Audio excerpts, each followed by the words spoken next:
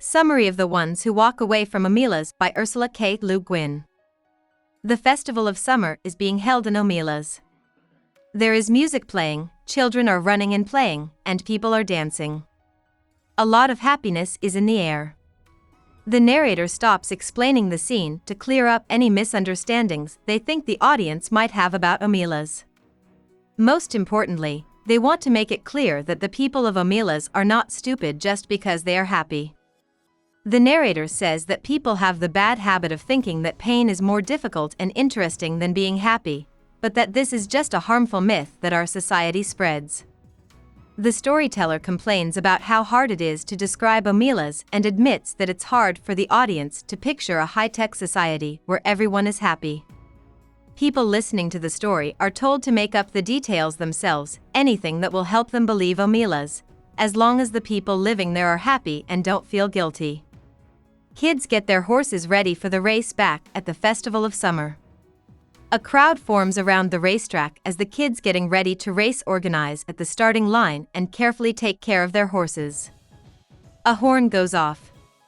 The person telling the story says that the festival of summer has now really started. The storyteller is still not sure if the listener believes in Omelas. The storyteller finally tries to persuade the audience by giving away an important fact about Omelas. The city of Omelas is having a good time, but one child is locked up in a room with no windows. It is horrible for the child to live in its own poop because it is scared, starved, beaten, and ignored. People sometimes come to see the kid, but they never play with it, even though it begs them to let it go. Someone is telling the story, and they say that everyone in Omelas knows about the child. It's true that everything good in Omelas rests on this child's constant pain. Freeing the child or even just being nice to it would ruin the happiness of the whole city. Most people find out about the child between the ages of 8 and 12. At first, the information makes most of them sick, but eventually, they accept that the child's torture is a necessary evil and are able to live guilt-free lives despite the child's pain. After all, the people of Omelas can enjoy everything good about their city because they know a child is in pain. The narrator says that now that they've shared this information, Omelas may feel more grounded. However, there is one more amazing thing about the city that should be mentioned. Some people can't handle seeing how much pain the child is in and choose to leave Omelas instead. They walk into the darkness outside the city together and in silence. They never come back. The person telling the story doesn't know what happens to the people who leave. People watching may not be able to imagine where they're going, even less than the city of Omelas. Still, those who leave seem to know where they're going. About the author. Ursula K was born on October 21, 1929. Le Guin became interested in science fiction early on. She wrote her first science fiction story when she was 9 years old. She used her love of books to help her study.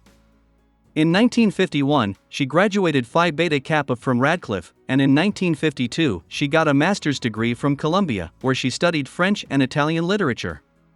She won a Fulbright to study Renaissance literature in Paris, but while she was crossing the Atlantic, she met historian Charles Le Guin and fell in love with him. Le Guin quit studying literature to marry Charles and moved to Portland, Oregon, with their 3 children. There, she would find time to write while taking care of her family. Le Guin became famous all over the country with her 1970 book The Left Hand of Darkness, which takes place on the genderless world Get Hen. She won the Hugo and Nebula Awards that year for her work. The next year, she did it again with The Dispossessed, an anarcho-feminist book. Le Guin wrote a lot of different types of books, but her Earthsea series and other science fiction and fantasy books made her famous. Along with her 20 stories, Le Guin had written 12 books of poems, 7 books of essays, 5 volumes of translations, and 13 books for kids. Le Guin died in 2018 at her home in Portland at the age of 88. Hope we summarized it fully and you liked it. Please hit the like button and subscribe to our channel so that we are motivated to create more videos.